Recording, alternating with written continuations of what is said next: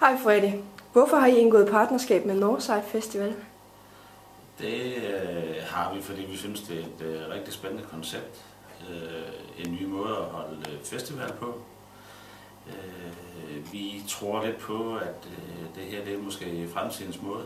Altså det med ikke at blive placeret ud på en mark en lille uges tid og ikke kan blive vasket og helt taget soigneret. Så vi tror meget på det her. Mm. Og hvad kan I og Northside Festivalen opnå ved partnerskabet? Jamen dels vi er jo et bryggeri, og vi vil jo gerne være med til at give folk en god oplevelse. Vi er jo bedst til fest, som vi siger.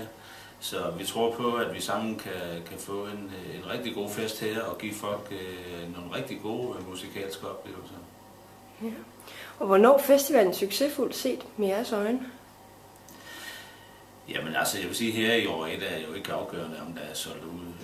Det kan vi jo håbe på begge partner. Men ellers så, at folk er tilfredse, at der kommer positiv omtale hele taget, at folk tager godt imod konceptet. Vi vil jo meget gerne gøre noget i forhold til alle de her unge studerende, som vi jo primært henvender os mod her. Så det ser rigtig spændende ud, synes jeg. Ja. Og hvilken forskel kan vi gøre i forhold til de 3 værdier: brugerinvolvering, innovation og bæredygtighed? Jamen det er klart, normalt når man har en festival, så er bære og sådan nogle ting, det er jo et problem. Det vil vi prøve på at bruge på i år. Vi håber på, at vi kan komme med et bære af normalstivelse, som kan forsvinde af sig selv. Det er sådan i første omgang, det er sådan rent i forhold til øl og vand.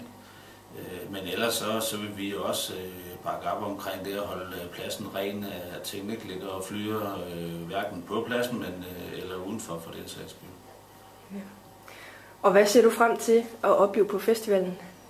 Jamen, det er jo et rigtig spændende musikprogram, så jeg kan næsten ikke foretrække et frem for noget andet, men altså både Band of Horses og Editors bliver det spændende.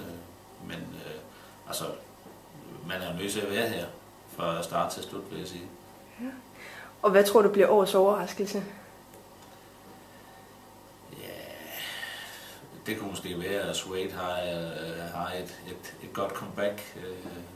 Der må vi jo ikke se det stykke tid. Så, men ellers alle andre er jo næsten, skal vi sige, lige nu op på radioen konstant, så vaccinen skulle måske godt være det nye hit. Hvad ved I?